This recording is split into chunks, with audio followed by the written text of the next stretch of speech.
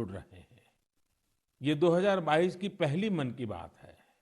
आज हम फिर ऐसी चर्चाओं को आगे बढ़ाएंगे जो हमारे देश और देशवासियों की सकारात्मक प्रेरणाओं और सामूहिक प्रयासों से जुड़ी होती है।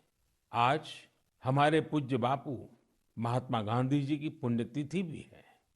30 जनवरी का ये दिन हमें बापू की शिक्षाओं की याद दिलाता है। अभी कुछ दिन पहले ही हमने गणतंत्र दिवस भी मनाया। दिल्ली में राजपथ पर हमने देश के शौर्य और सामर्थ्य की जो झांकी देखी, उसने सबको गर्व और उत्साह से भर दिया है। एक परिवर्तन जो आपने देखा होगा, अब गणतंत्र दिवस समारोह 23 जनवरी यानी नेताजी सुभाष चंद्र बोस की जन्म जयंती से शुरू होगा और 30 जनवरी तक यानी गांधी जी की पुण्यतिथि तक चलेगा। इंडिया गेट पर नेताजी की डिजिटल प्रतिमा भी स्थापित की गई है। इस बात का जिस प्रकार से देश ने स्वागत किया, देश के हर कोने से आनंद की जो लहर उठी, हर देशवासी ने जिस प्रकार की भावनाएं प्रकट की, उसे हम कभी भूल नहीं सकते हैं।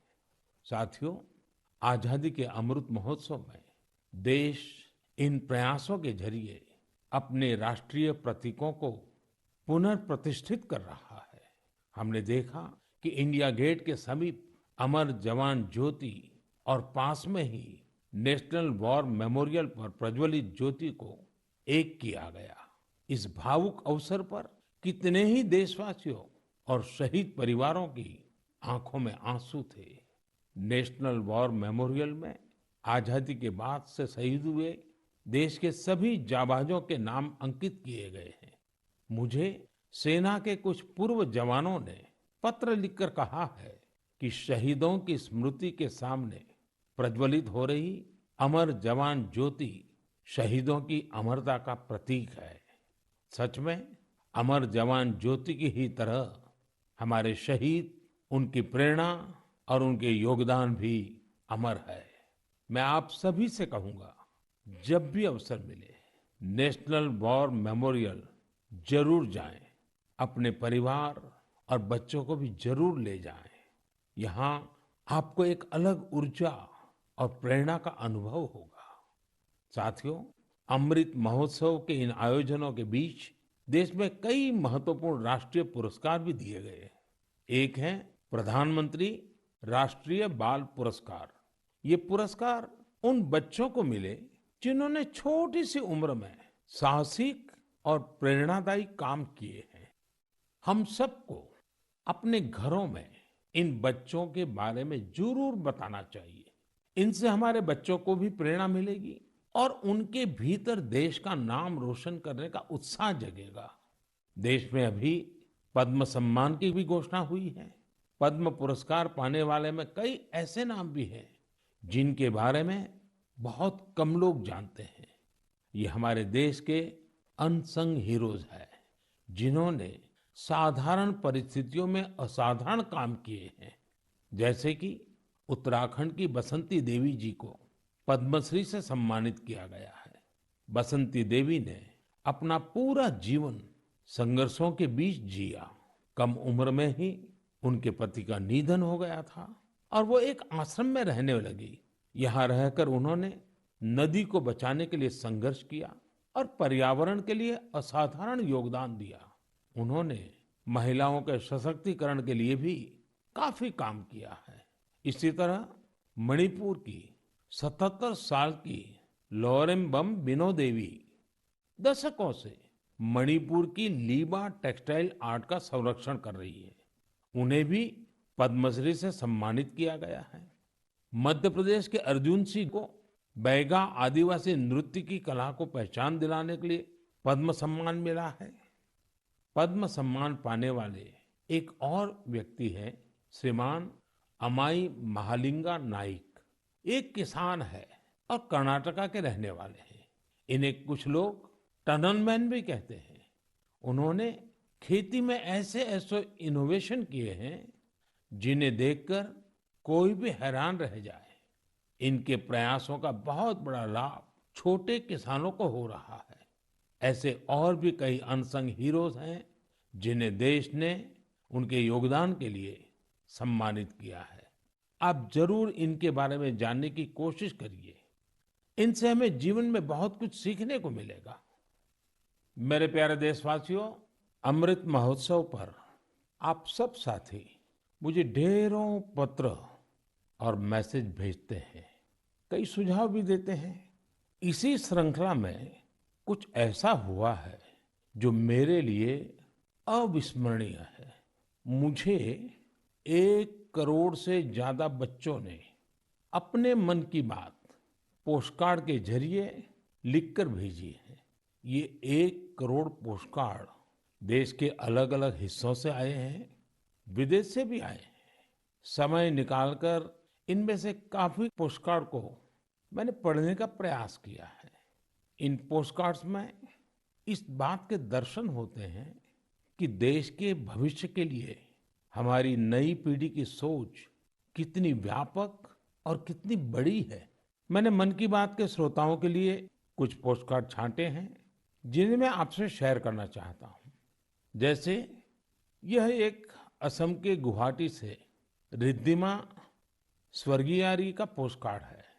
रिद्धिमा क्लास 7th की स्टूडेंट है और उन्होंने लिखा है कि वो आजादी के 100वें साल में एक ऐसा भारत देखना चाहती हैं जो दुनिया का सबसे स्वच्छ देश हो, आतंकवाद से पूरी तरह से मुक्त हो, 100% साक्षर देशों में शामिल हो, जीरो एक्सीडेंट कंट्री हो और सस्टेनेबल तकनीक से फूड सिक्योरिटी में सक्षम हो। रिद्धिमा, हमारी बेटियां जो सोचती हैं, जो सपने देश के लिए देखती हैं, वो तो पूरे होते ही हैं जब सबके प्रयास जुड़ेंगे। आपकी युवा पीढ़ी इसे लक्ष्य बनाकर काम करेगी तो आप भारत को जैसा बनाना चाहती हैं वैसे जरूर होगा।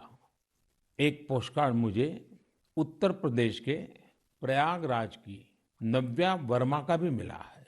नव्या ने लिखा है कि उनका सपना 2047 में ऐसे भारत का है जहां सभी को सम्मानपूर्ण जीवन मिले, जहां किसान समृद्ध हो और भ्रष्टाचार न हो।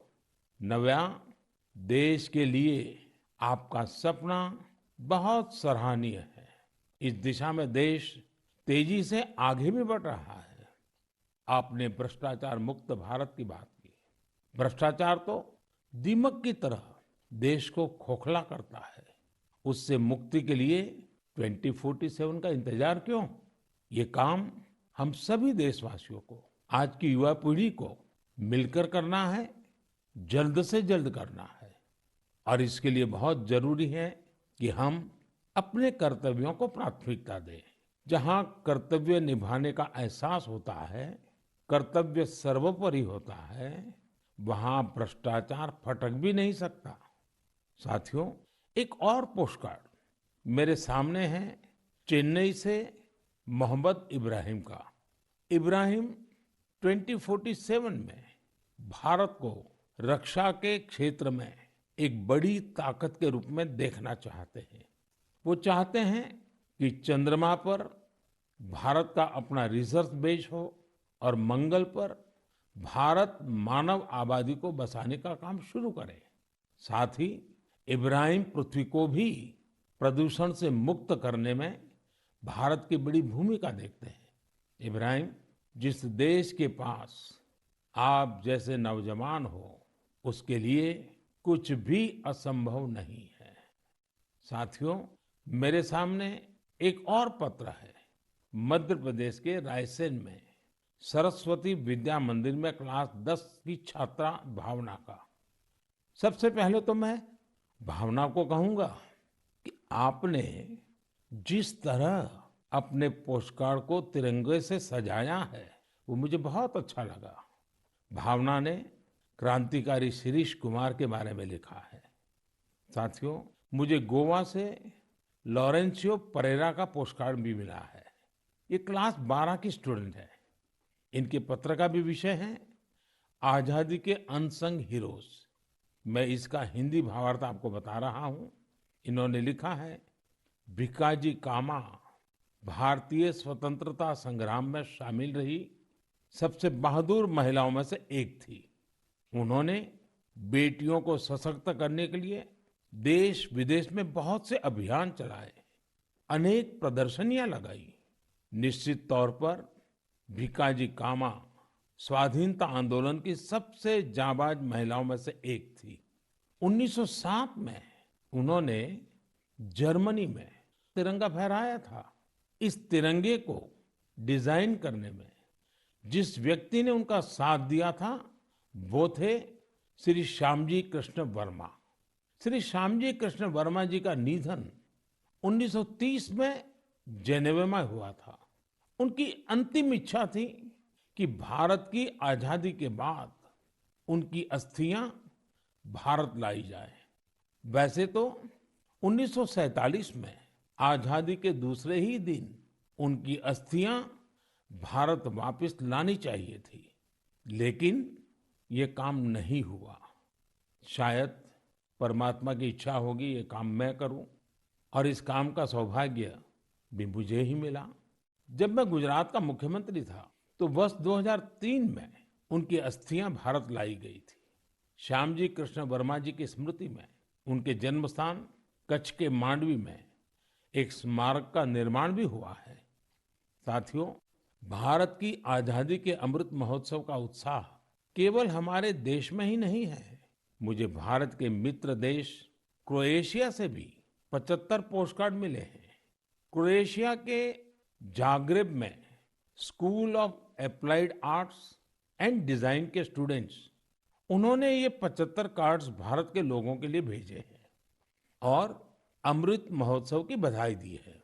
मैं आप सभी देशवासियों की तरफ से क्रोएशिया और वहां के लोगों को धन्यवाद देता हूं। मेरे प्यारे देशवासियों, भारत शिक्षा और ज्ञान की तपोभूमि रहा है। हमने शिक्षा को किताबी ज्ञान तक ही सीमित नहीं रखा, बल्कि इसे जीवन के एक समग्र अनुभव के तौर पर देखा है। हमारे देश की महान विभूतियों का भी शिक्षा से गहरा नाता रहा है। पंडित मदन मोहन मालवीय जी ने जहां बनारस हिंदू विश्वविद्यालय की स्थापना की, वहीं महात्मा गांधी ने गुजरात विद्यापीठ के निर्माण में अहम भूमिका निभाई। गुजरात के आणंद में एक बहुत ही प्यारी जगह है, वल्लभ विद्यानगर। सरदार पटेल के आग्रह पर उनके 2 सहयोगियों भाई काका और भीखा भाई ने वहां युवाओं के लिए शिक्षा केंद्रों की स्थापना की। इसी तरह पश्चिम बंगाल में गुरुदेव रविंद्रनाथ टैगोर ने शांति निकेतन की स्थापना की। महाराजा गायकवाड़ भी शिक्षा के प्रबल समर्थकों में से एक थे। उन्होंने कई शिक्षण संस्थानों का निर्माण करवाया और डॉक्टर अंबेडकर और श्री अरविंदो समेत अनेक विभूतियों को उच्च शिक्षा के लिए प्रेरित किया। ऐसे ही महानुभावों की सूची में एक नाम राजा महेंद्र प्रताप सिंह जी का भी है। राजा महेंद्र प्रताप सिंह जी ने एक टेक्निकल स्कूल की स्थापना के लिए अपना घर ही सौंप दिया था। उन्होंने अलीगढ़ और मथुरा में शिक्षा केंद्रों के निर्माण के लिए खूब आर्थिक मदद की।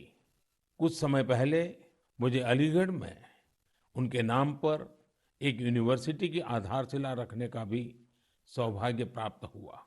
मुझे खुशी है कि शिक्षा के प्रकाश को जन जन तक पहुंचाने की वही जीवंत भावना भारत में आज भी कायम है। क्या आप जानते हैं कि इस भावना की सबसे सुंदर बात क्या है? वो ये है कि शिक्षा को लेकर ये जागरूकता समाज में हर स्तर पर दिख रही है। तमिलनाडु के त्रिपुर जिले के उदुमलपेट ब्लॉक में रहने वाली तायम्मल जी का उदाहरण तो बहुत ही प्रेरणादायी है। तायम्मल जी के पास अपनी कोई जमीन नहीं है। बरसों से इनका परिवार नारियल पानी बेचकर अपना गुजर बसर कर रहा है। आर्थिक स्थिति भले अच्छी ना हो, लेकिन तायम्मल जी ने अपने बेटे बेटी को पढ़ाने में कोई कसर बाकी नहीं छोड़ी थी। उनके बच्चे Chinnaveerampatti panchayat union middle school में पढ़ते थे। ऐसे ही एक दिन स्कूल में अभिभावकों के साथ मीटिंग में ये बात उठी कि कक्षाओं और स्कूल की स्थिति को सुधारा जाए, स्कूल इंफ्रास्ट्रक्चर को ठीक किया जाए। तायम्मल जी भी उस मीटिंग में थी। उन्होंने सब कुछ सुना। इसी बैठक में फिर चर्चा इन कामों के लिए पैसे की कमी पर आकर टिक गई। इसके बाद तायम्मल जी ने जो किया उसकी कल्पना कोई नहीं कर सकता था। जिन तायम्मल जी ने नारियल पानी बेच बेचकर कुछ पूंजी जमा की थी, उन्होंने 1 लाख रुपए स्कूल के लिए दान कर दिए। वाकई ऐसा करने के लिए बहुत बड़ा दिल चाहिए, सेवा भाव चाहिए। तायम्मल जी का कहना है, अभी जो स्कूल है उसमें 8वीं कक्षा तक की पढ़ाई होती है। अब जब स्कूल का इंफ्रास्ट्रक्चर सुधर जाएगा तो यहाँ हायर सेकेंडरी तक की पढ़ाई होने लगेगी। हमारे देश में शिक्षा को लेकर यह वही भावना है जिसकी मैं चर्चा कर रहा था। मुझे आईआईटी बीएचयू के एक एल्यूमिनस के इस तरह के दान के बारे में भी पता चला है। बीएचयू के पूर्व छात्र जय चौधरी जी ने आईआईटी बीएचयू फाउंडेशन को $1 मिलियन यानी करीब करीब 7.5 करोड़ रुपया डोनेट किए। साथियों, हमारे देश में अलग अलग क्षेत्रों से जुड़े बहुत सारे लोग हैं जो दूसरों की मदद कर समाज के प्रति अपनी जिम्मेदारी का निर्वाह कर रहे हैं। मुझे बेहद खुशी है कि इस तरह के प्रयास उच्च शिक्षा के क्षेत्र में, खासकर हमारी अलग अलग आईआईटीज में निरंतर देखने को मिल रहे हैं। केंद्रीय विश्वविद्यालयों में भी इस प्रकार के प्रेरक उदाहरणों की कमी नहीं है। इस तरह के प्रयासों को और बढ़ाने के लिए पिछले साल सितंबर से देश में विद्यांजलि अभियान की शुरुआत हुई है। इसका उद्देश्य अलग अलग संगठनों, सीएसआर और निजी क्षेत्र की भागीदारी से देश भर के स्कूलों में शिक्षा की गुणवत्ता में सुधार लाना है। विद्यांजलि सामुदायिक भागीदारी और ओनरशिप की भावना को आगे बढ़ा रही है। अपने स्कूल, कॉलेज से निरंतर जुड़े रहना, अपनी क्षमता के अनुसार कुछ न कुछ योगदान देना, यह एक ऐसी बात है जिसका संतोष और आनंद अनुभव लेकर ही पता चलता है। मेरे प्यारे देशवासियों, प्रकृति से प्रेम और हर जीव के लिए करुणा, ये हमारी संस्कृति भी है और सहज स्वभाव भी है। हमारे इन्हीं संस्कारों की झलक अभी हाल ही में तब दिखी जब मध्य प्रदेश के पेंच टाइगर रिजर्व में एक बाघिन ने दुनिया को अलविदा कर दिया। इस बाघिन को लोग कॉलर वाली बाघिन कहते थे। वन विभाग ने इसे T15 नाम दिया था। इस बाघिन की मृत्यु ने लोगों को इतना भावुक कर दिया जैसे उनका कोई अपना दुनिया छोड़ गया हो। लोगों ने बाकायदा उसका अंतिम संस्कार किया, उसे पूरे सम्मान और स्नेह के साथ विदाई दी। आपने भी ये तस्वीरें सोशल मीडिया में जरूर देखी होगी। पूरी दुनिया में प्रकृति और जीवों के लिए हम भारतीयों के इस प्यार की खूब सराहना हुई। कॉलर वाली बाघिन ने जीवन काल में 29 शावकों को जन्म दिया और 25 को पाल पोसकर बड़ा भी बनाया। हमने T15 के इस जीवन को भी सेलिब्रेट किया और जब उसने दुनिया छोड़ी तो उसे भावुक विदाई भी दी। यही तो भारत के लोगों की खूबी है। हम हर चेतन जीव से प्रेम का संबंध बना लेते हैं। ऐसा ही एक दृश्य हमें इस बार गणतंत्र दिवस की परेड में भी देखने को मिला। इस परेड में प्रेसिडेंट्स बॉडीगार्ड्स के चार्जर घोड़े विराट ने अपनी आखिरी परेड में हिस्सा लिया। घोड़ा विराट 2003 में राष्ट्रपति भवन आया था और हर बार गणतंत्र दिवस पर कमांडेंट चार्जर के तौर पर परेड को लीड करता था।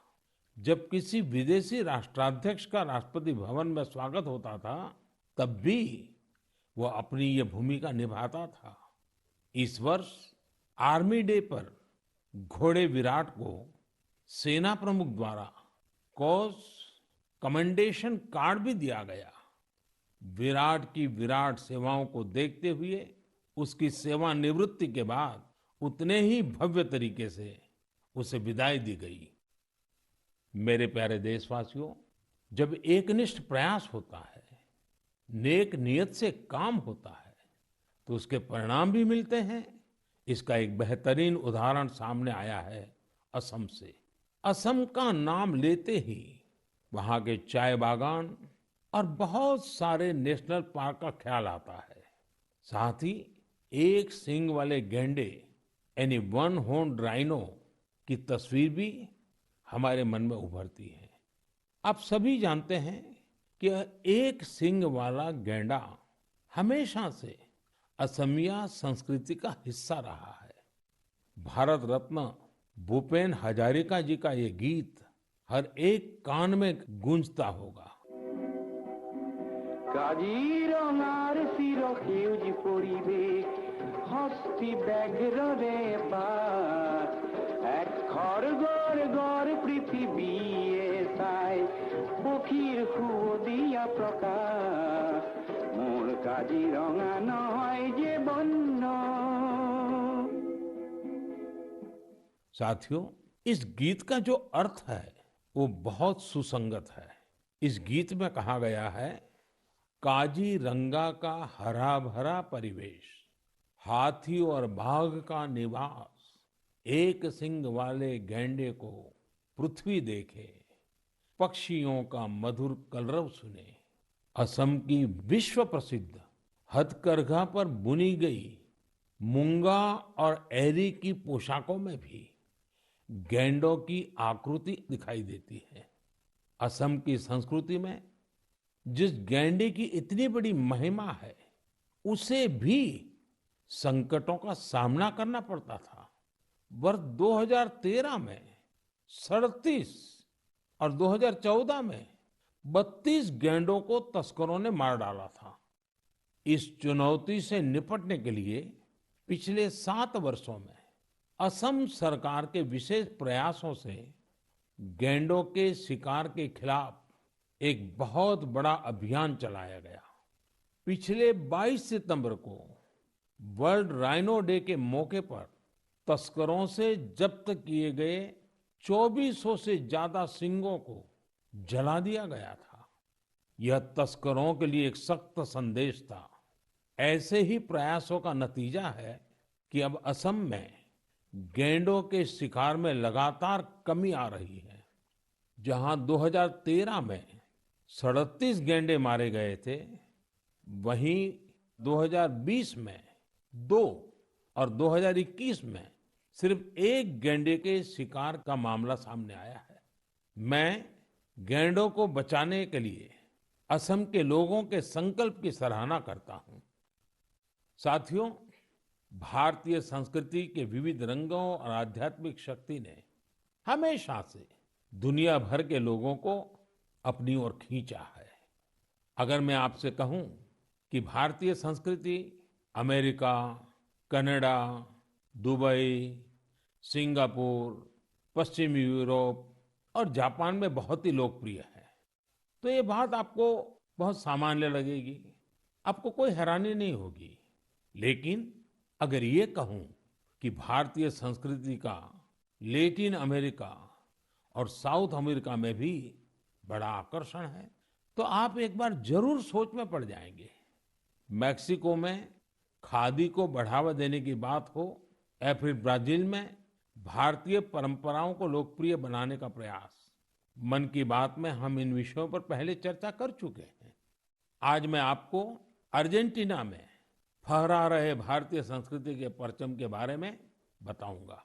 अर्जेंटीना में हमारी संस्कृति को बहुत पसंद किया जाता है। 2018 में मैंने अर्जेंटीना की अपनी यात्रा के दौरान योग के कार्यक्रम में योगा फॉर पीस में हिस्सा लिया था। यहाँ अर्जेंटीना में एक संस्था है, हस्तिनापुर फाउंडेशन। आपको सुनकर के आश्चर्य होता है ना, कहाँ अर्जेंटीना और वहां भी हस्तिनापुर फाउंडेशन। यह फाउंडेशन अर्जेंटीना में भारतीय वैदिक परंपराओं के प्रसार में जुटा है। इसकी स्थापना 40 साल पहले एक मैडम प्रोफेसर एडा एल्ब्रेट ने की थी। आज प्रोफेसर एडा एल्ब्रेट 90 वर्ष की होने जा रही है। भारत के साथ उनका जुड़ाव कैसे हुआ, ये भी बहुत दिलचस्प है। जब वो 18 साल की थी, तब पहली बार भारतीय संस्कृति की शक्ति से उनका परिचय हुआ। उन्होंने भारत में काफी समय भी बिताया, भगवत गीता और उपनिषदों के बारे में गहराई से जाना। आज हस्तिनापुर फाउंडेशन के 40,000 से अधिक सदस्य हैं और अर्जेंटीना एवं अन्य लैटिन अमेरिकी देशों में इसकी करीब 30 शाखाएं हैं। हस्तिनापुर फाउंडेशन ने स्पेनिश भाषा में 100 से अधिक वैदिक और दार्शनिक ग्रंथ भी प्रकाशित किए हैं। इनका आश्रम भी बहुत मनमोहक है। आश्रम में 12 मंदिरों का निर्माण कराया गया है, जिनमें अनेक देवी देवताओं की मूर्तियां हैं। इन सब के केंद्र में एक ऐसा मंदिर भी है जो अद्वैतवादी ध्यान के लिए बनाया गया है। साथियों, ऐसे ही सैकड़ों उदाहरण यह बताते हैं हमारी संस्कृति हमारे लिए ही नहीं बल्कि पूरी दुनिया के लिए एक अनमोल धरोहर है। दुनिया भर के लोग उसे जानना चाहते हैं, समझना चाहते हैं, जीना चाहते हैं। हमें भी पूरी जिम्मेदारी के साथ अपनी सांस्कृतिक विरासत को खुद अपने जीवन का हिस्सा बनाते हुए सब लोगों तक पहुंचाने का प्रयास करना चाहिए। मेरे प्यारे देशवासियों, मैं अब आपसे और खासकर अपने युवाओं से एक प्रश्न करना चाहता हूं। आप सोचिए, आप एक बार में कितने पुशअप कर सकते हैं? मैं जो आपको बताने वाला हूं वो निश्चित रूप से आपको आश्चर्य से भर देगा। मणिपुर में 24 साल के युवा थोना ओजम निरंजॉय सिंह ने 1 मिनट में 109 पुशअप्स का रिकॉर्ड बनाया है। निरंजॉय सिंह के लिए रिकॉर्ड तोड़ना कोई बात नहीं है। इससे पहले भी उन्होंने 1 मिनट में एक हाथ से सबसे ज्यादा नकल पुशअप्स का रिकॉर्ड बनाया था। मुझे पूरा विश्वास है कि निरंजॉय सिंह से आप प्रेरित होंगे और फिजिकल फिटनेस को अपने जीवन का हिस्सा बनाएंगे।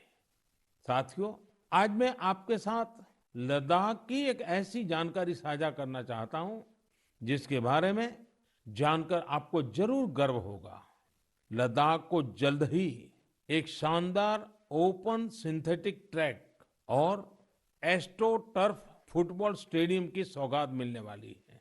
यह स्टेडियम 10,000 फीट से अधिक की ऊंचाई पर बन रहा है और इसका निर्माण जल्द पूरा होने वाला है। लद्दाख का यह सबसे बड़ा ओपन स्टेडियम होगा जहां 30,000 दर्शक एक साथ बैठ सकेंगे।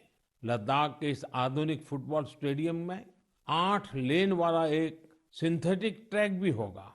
इसके अलावा यहाँ 1,000 बेड वाले एक हॉस्टल की सुविधा भी होगी। आपको ये जानकर भी अच्छा लगेगा कि इस स्टेडियम को फुटबॉल की सबसे बड़ी संस्था फीफा ने भी सर्टिफाई किया है। जब भी स्पोर्ट्स का ऐसा कोई बड़ा इंफ्रास्ट्रक्चर तैयार होता है तो यह देश के युवाओं के लिए बेहतरीन अवसर लेकर आता है। साथ साथ जहां ये व्यवस्था होती है वहां भी देश भर के लोगों का आना जाना होता है, टूरिज्म को बढ़ावा मिलता है और रोजगार के अनेक अवसर पैदा होते हैं। इस स्टेडियम का भी लाभ लद्दाख के हमारे अनेकों युवाओं को होगा। मेरे प्यारे देशवासियों, मन की बात में इस बार भी हमने अनेक विषयों पर बात की। एक विषय और है जो इस समय सबके मन में है और वो है कोरोना का। कोरोना की नई वेव से भारत बहुत सफलता के साथ लड़ रहा है। ये भी गर्व की बात है कि अब तक करीब करीब 4.5 करोड़ बच्चों ने कोरोना वैक्सीन की डोज ले ली है। इसका मतलब यह हुआ कि 15 से 18 साल की आयु वर्ग के लगभग 60% यूथ ने 3 से 4 हफ्ते में ही टीके लगवा लिए हैं। इससे न केवल हमारे युवाओं की रक्षा होगी, बल्कि उन्हें पढ़ाई जारी रखने में भी मदद मिलेगी। एक और अच्छी बात ये भी है कि 20 दिन के भीतर ही 1 करोड़ लोगों ने प्रिकॉशन डोज भी ले ली है। अपने देश की वैक्सीन पर देशवासियों का ये भरोसा हमारी बहुत बड़ी ताकत है। अब तो कोरोना संक्रमण के केस भी कम होने शुरू हुए हैं। ये बहुत सकारात्मक संकेत है। लोग सुरक्षित रहें, देश की आर्थिक गतिविधियों की रफ्तार बनी रहे, हर देशवासी की यही कामना है। और आप तो जानते ही हैं, मन की बात में कुछ बातें मैं कहे बिना रह ही नहीं सकता हूं। जैसे स्वच्छता अभियान को हमें भूलना नहीं है, सिंगल यूज प्लास्टिक के खिलाफ अभियान को हमें और तेजी लानी जरूरी है। वोकल फॉर लोकल का मंत्र ये हमारी जिम्मेवारी है। हमें आत्मनिर्भर भारत अभियान के लिए जी जान से जुटे रहना है। हम सबके प्रयास से ही देश विकास की नई ऊंचाइयों पर पहुंचेगा। इसी कामना के साथ मैं आपसे विदा लेता हूं। बहुत बहुत धन्यवाद।